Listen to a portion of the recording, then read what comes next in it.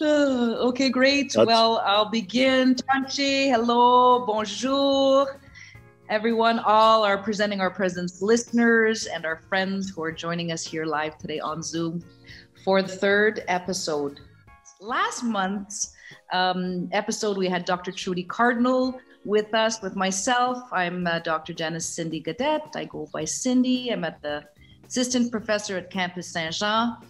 And tuning in today from the St. Louis community at the along South Saskatchewan River near Tosh, Saint Laurent area in my home territory. So great to be joining you today, and with Dr. Florence Glanfield also with us, a whole circle today.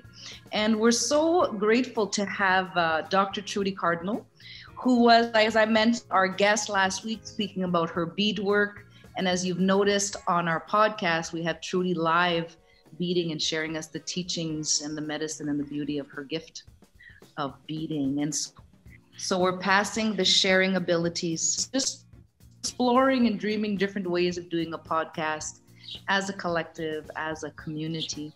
And so Trudy today will be co-hosting, and really, entering into conversation with our guest and our friend, Dr. Dwayne Donald. So again, welcome listeners. Presenting Our Presence is a podcast that's meant to enliven Indigenous knowledge holders and peoples who are at the University of Alberta. So thanks for tuning in.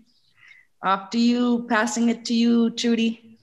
Thank you, Cindy, and thank you, Florence and Kyle, for inviting me back. It's a pleasure to be here, and I really love the spirit and intent of this podcast, so that you can join us from your home community in Saskatchewan, and I can be here currently in Edmonton and Skyping in with Dr. Donald there in his beautiful backyard full of beautiful plants.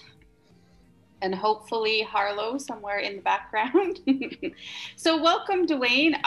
My name is Trudy Cardinal, for those who don't know from the other episode. I'm an assistant professor at the University of Alberta. I work in the area of elementary education, but my passion and all things that are at the center of what I do are the next generations of children and youth, and particularly all my many, many relatives, all my Indigenous Métis Cree next generations. I would like to just thank Dwayne again for being here. We just came from a beautiful time out on the land at Elder Bob's ceremonial land, his space there. So it's exciting to be here. So Dwayne, when I was asked to be part of this and then had the opportunity to co-host and be here to talk with you, I was super excited because I first met you in my master's when I joined the Indigenous Peoples Education Program, and they had a gathering, I think the IEC maybe at the time. Anyways, there was a gathering for us up on the 10th floor or somewhere in Ed South. And I remember you coming over, and I had shared a story of my frustrations with teaching and my, just why I had come wanting to learn more. And you really showed interest, and you really started asking a lot of questions. And it was just one of those moments where I thought, wow, I'm coming to a place that values the knowledge we hold as Indigenous people and values who we are. So that was a beautiful beginning place. So I thought I would just begin by asking you, Dr. Donald, if just to share some of who you are, where you come from, where you called your home places, and just start there. Hi. Tansen totem tik, niwa magantik, kakio kitatum skata wow. Nigan ne naska mau mamo toya mau kasi manitu. Anoka gisaka kekwa pimata suan. Ne naska mon nekwa mina gitwam gisaga wiwa pataman. Mr. Hai maskwa ni tsiga son. Papa says otsinia. Thanks for the intro and the invitation, everybody. Nice to see you all. I just greeted you all as friends and relatives, and I gave thanks for life, for another day, and I said that I'm grateful to be alive again today. I also told you my Cree name, which is Mstahaya Musqua. It's a big bear. And I'm from the Pawpawshays. So I'm speaking to you here, my backyard in a neighborhood in South Edmonton called Allendale. It's about 4K, a little southeast of main campus. And it's also what used to be known as the Pawpawshays Reserve. So I'm living on the land that was meant for my Pawpawshays ancestors. That land was expropriated in the 1890s, and the people were chased away. So this is the place I was raised, in the same neighborhood. So I've lived here, this is my hood, for over 40 years. We were away for about 15 years. So I very much understand myself as a citizen of Almasquitchee, the Beaver Hills. And I come from a family that's a mix of Cree and Métis, Blackfoot, and some Norwegian and a little English as well. So I have a lot of different relatives, and I guess, you know, for me and the work that I do, I try to honor them all. I try not to leave anybody out. I try to really think about myself in that Wahkotoan way, as enmeshed in relationships that have made me who I am. So I think that's probably enough for now. Thank you, Dwayne. I always love hearing those stories about where you come from in that land. And when I walk in this neighborhood or near where you live, I see it differently. And so I really appreciate that. One of the things that has been especially important for me is the very inviting, kind, gentle, and loving way that you and your work alongside elders invite us who might not be so connected to land, connected to Indigenous wisdom, ways of being, knowing, and doing. And so right from the minute I met you, you had that sort of purpose and intent. You had that sort of welcoming and creating space for all of us. So I really think it's wonderful that you're part of this these early episodes of POP for presenting our presence. And so what we talked about a lot last week, or last month, I should say, is that idea of how as little girls, and because it was, I was talking with Cindy and Florence, so little girls and little boys, how we were not necessarily as present on the landscape, how it was a place that we sort of had to work a little bit harder to be seen and to be heard. And so can you share with me some of the wisdom you have since I met you, or since you first came to campus even, and since I met you in, I think, 2008 maybe, some of the shifts you've seen, some of the work you've done, like what has been most inspirational since you either began or since we first met, that you've seen taking place on campus as part of what you do and how you do it? What sustains you? What has kept you here? And what are your things you're going to celebrate? Well, thanks for what you said about being kind. And I guess that might be maybe the most important thing I could hear from a friend or a colleague. And the reason I say that is that the people over the years that I've come to admire and respect the most, the ones I've learned the most from, have treated me that way. They've treated me with kindness and respect and gentleness and patience and all those things. And so, you know, if I'm that way, it's because I was taught that way, and it meant a lot to me. So I try to follow that. But in saying that, you know, I think, you know, I appreciate your question, and I think the way I'm going to answer it is by sharing, you know, a pretty provocative piece of wisdom, I guess I'll call it, that I heard from Dr. Leroy Littlebear, probably about 20 years ago. I heard Leroy say this, and maybe a little longer. But anyways, Leroy at the time was a professor at the University of Lethbridge, and I was studying there. I was getting my master's there. And I was at a session, and Leroy said, he said, you know, you have an ID problem as a human being when the land doesn't recognize you. He said, that's when you know you have an ID problem. And of course, at that time, it felt like he was speaking directly to me. And I'm pretty sure everyone who was there would say the same thing. And so I guess there was something about what he said that really got my attention. And so when I came back home here to Edmonton, Amiskwitchi, in 2003, I would say that became one of my goals, is to figure out a way to become recognized as a relative here in the place where my roots are quite deep. And so it began by running and walking in the river valley by myself mostly. And what I found is, while I was running and walking, I was telling myself a story about who I am in relation to the place where I live. And of course, it wasn't a straight line story. It wasn't smooth, still isn't. There's lots of kind of gaps, but I was connecting things I had been told with things I had read with my educated guesses. And so this story that I was telling myself, eventually I started sharing it with others. And it became a river valley walk that, lots of people have experienced. And I would say that in trying to be recognized as a relative, one of the things that has emerged for me is the concept of wahkotuan, and this idea of kinship, relationality, human and more than human. And with the wisdom of that term, the etymology of that term, walking is embedded right in it. So in other words, the way that you figure out how you're a relative is you have to get out on the land, you have to listen, you have to watch, and you walk, you move. And as you move, you walk yourself into kinship. So this is what I've learned. And I've had many good things come my way just from having that life practice and sharing it with others. So I would say that's probably been the most important thing. And it might be the most important thing that I can offer people who want to learn about those kinds of things, is that walk in the river valley.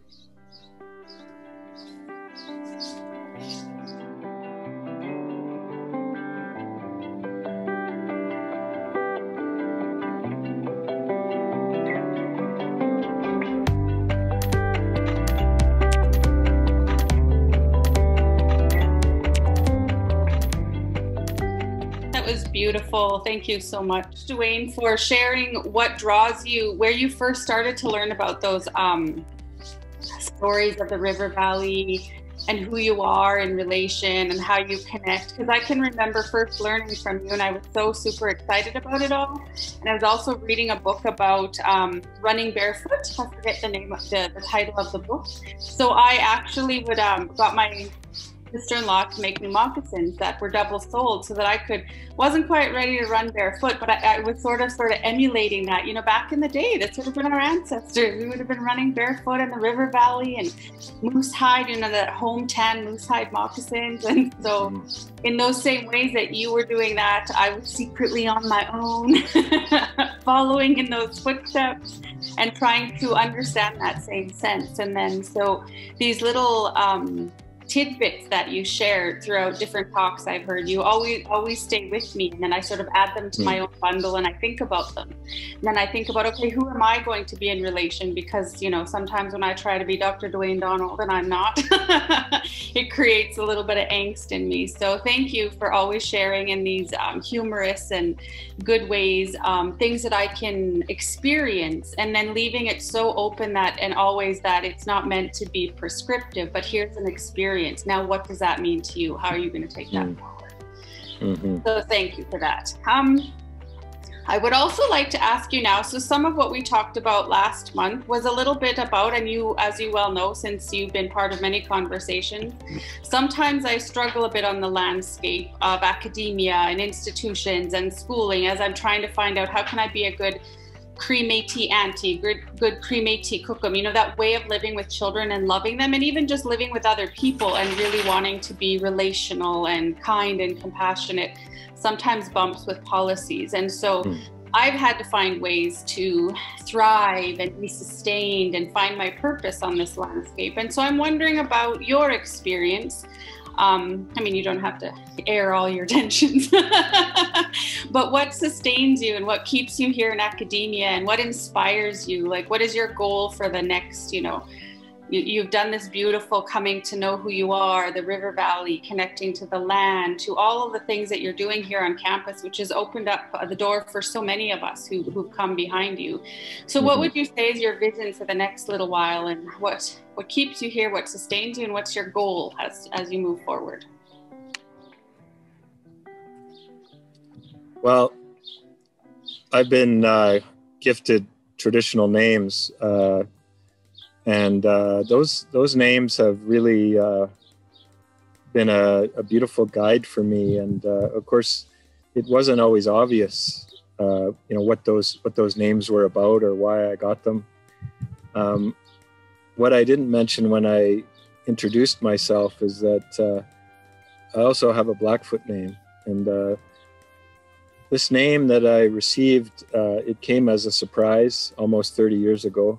And it was a beautiful old man named Tall Man, the late Tall Man, who's from Kainai. He's the one who gave me that name. And he named me Epio Mahka. And that's a long runner, somebody who runs a long time. And that is something that I used to do a lot more of in kind of my spare time.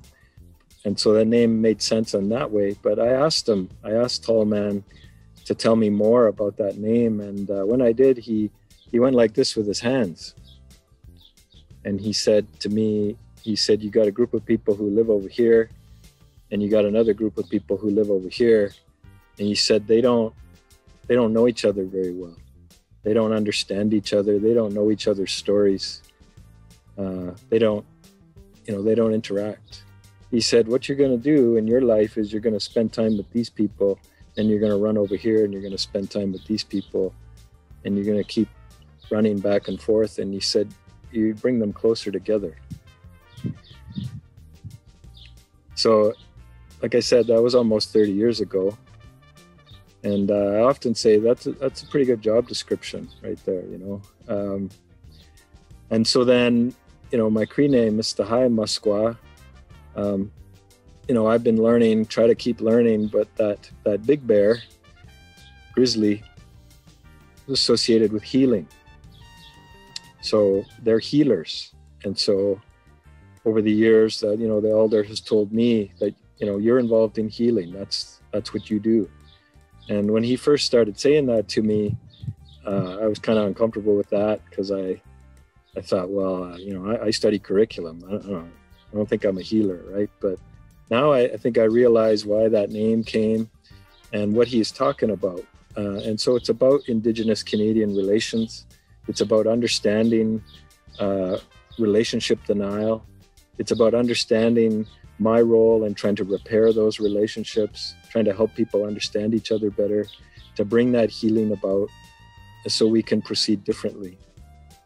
And so those two names have been critical. And so whenever I'm in a situation where I have an opportunity or somebody's asking me to do something and it doesn't feel right, or I'm not sure, I check in with those names. Is what I'm being asked to do connected or guided by those names? And if it's not, I've learned to leave it alone and let somebody else do that, right? But the other thing I can say is that, it's been such a blessing for me to have the chance to work with Kitea, Bob Cardinal from Muskegusek, Enoch Cree Nation. And I'm one of his helpers. So I'm an Oskapio. And that's another, I guess, role that I take very seriously. And what I've tried to do is to understand how that ceremonial role as an Oskapio, how it can transfer to my role on campus.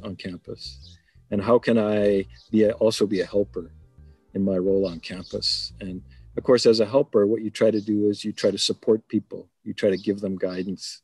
You try to, when they're struggling, you try to figure out ways to help them work through it. So those are all the things that,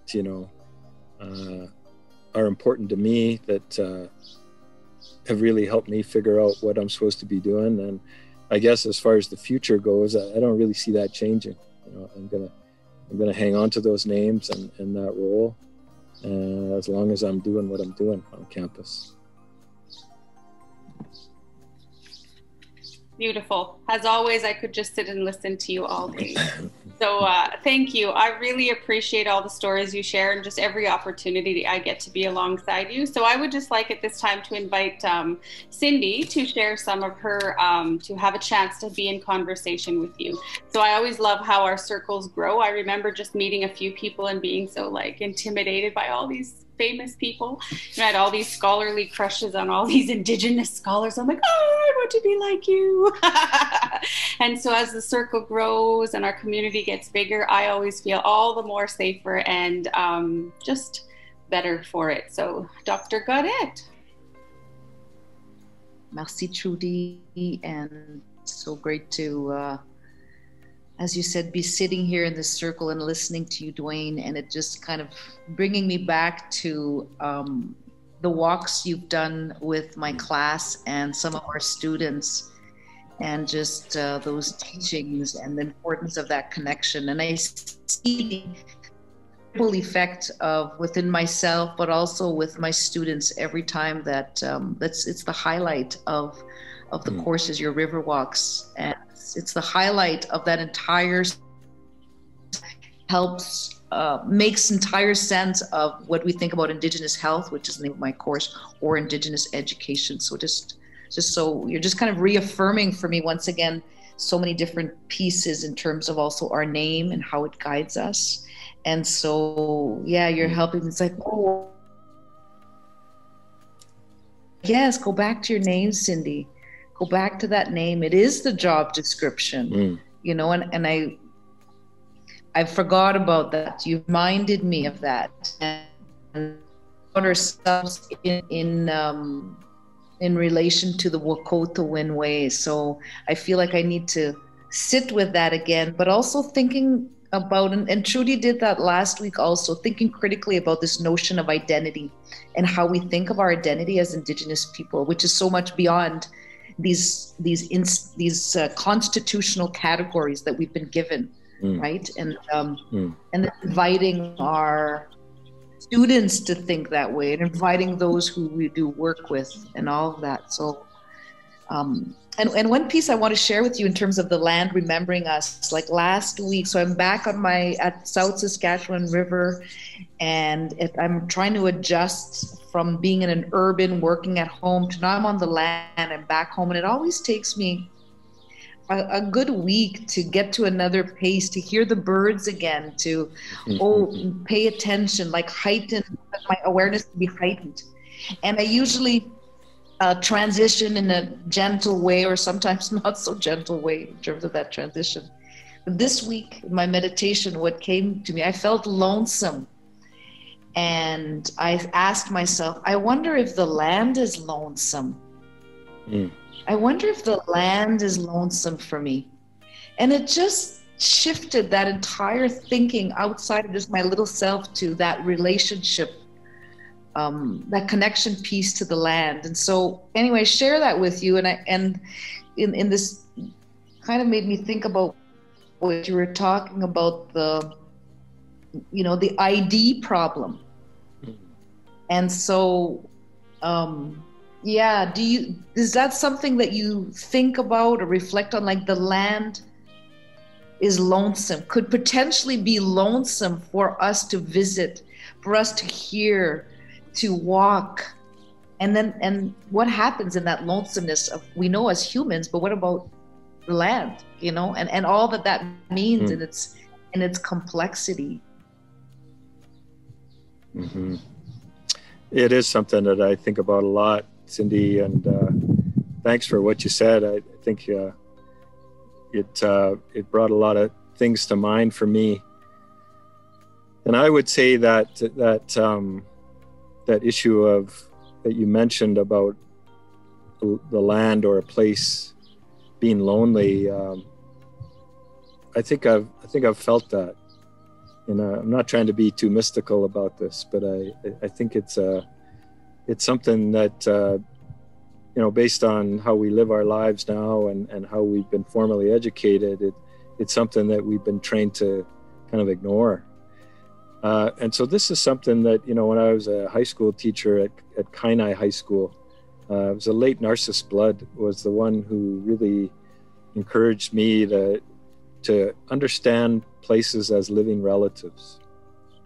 And when I was down there and I had a chance to be part of a lot of different things, I was brought into that Blackfoot practice, a Blackfoot ceremonial practice of approaching a place, and how you do that, how you kind of knock on the door and then slowly make your way in and then sit down and visit with the place.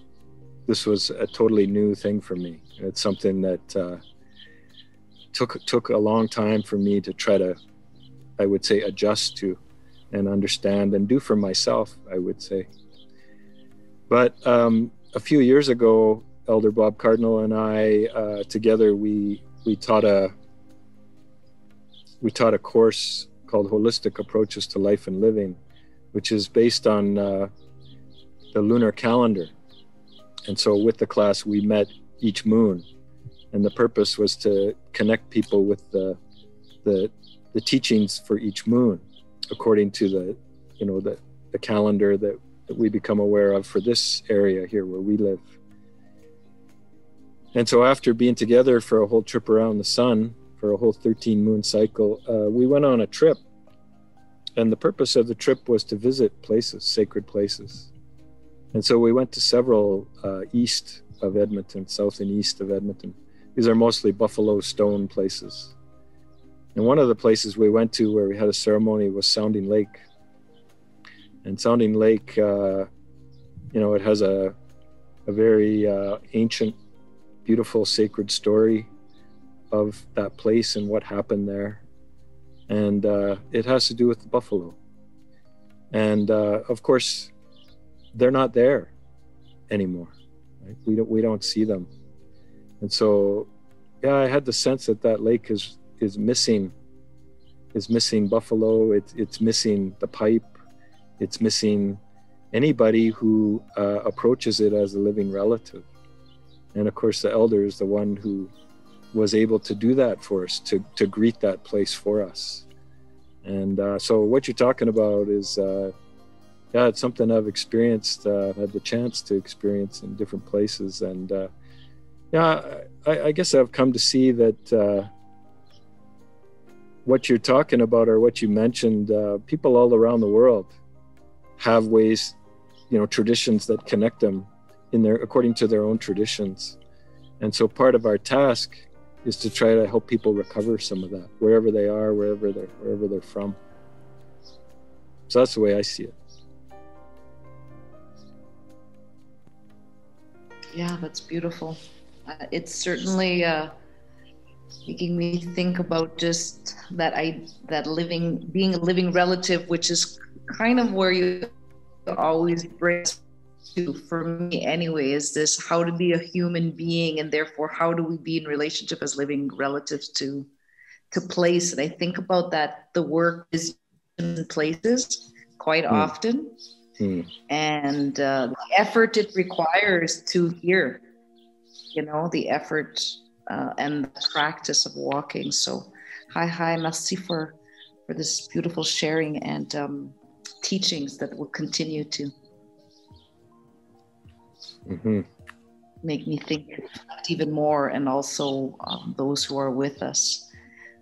Florence, is there anything you wanted to add, or I'm just looking at our time, maybe want to be closing the circle, or how we want to.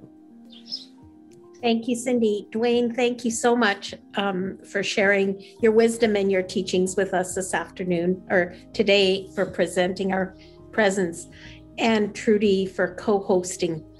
I really just wanted to say, as you were speaking, I remember some of our early conversations together, and those with the late Narcissus Blood, because Narcissus did really help to remind me as well about the relationship I have with land,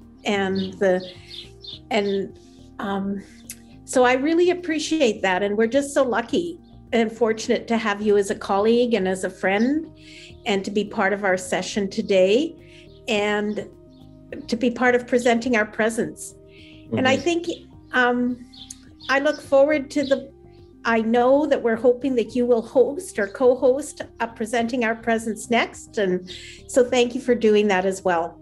But I think that we'll invite you for the last words. Oh my goodness. Well, I think one of the things that keeps me, I guess, doing the work that I do on campus anyways, is the people that are there. And, the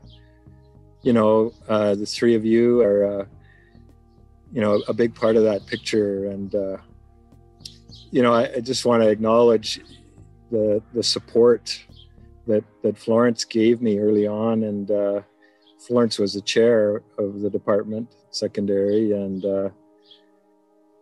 I've just become aware, I guess, that a lot of people in academic settings, they don't feel supported. They feel vulnerable. They feel like there's a lot of riskiness with things they want to do. And when I was early on, when I was just starting, and I didn't feel that way with Florence. She was always very encouraging, and anything, that I wanted to try, she was right behind me with. And so it was really valuable. Florence, to me, meant a lot. And I think it has a lot to do with what I do now, just to kind of get my legs under me and feel that confidence. So I want to thank you for that, for all that support you gave me, and for being a friend. And let's continue on. Let's keep going.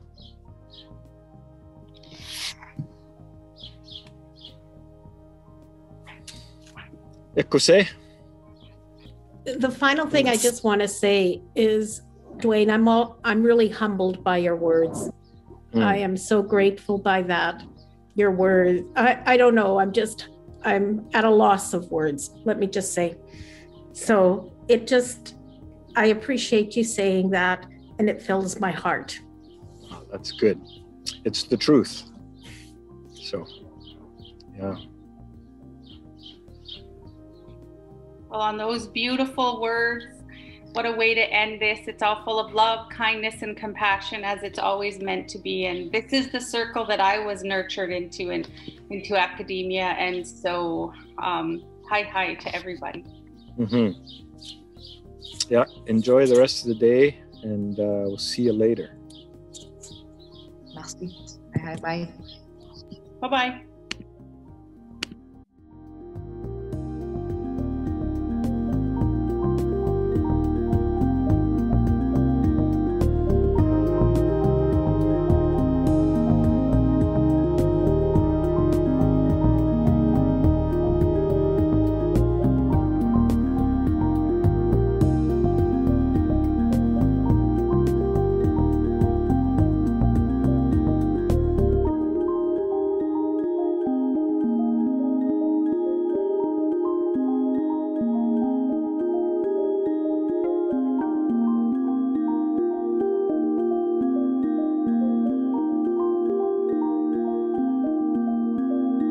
Crank up the generator there a little bit, and it should probably be okay. It's a push generator, for God's sake, around. Tinfoil rabbit ears on your phone.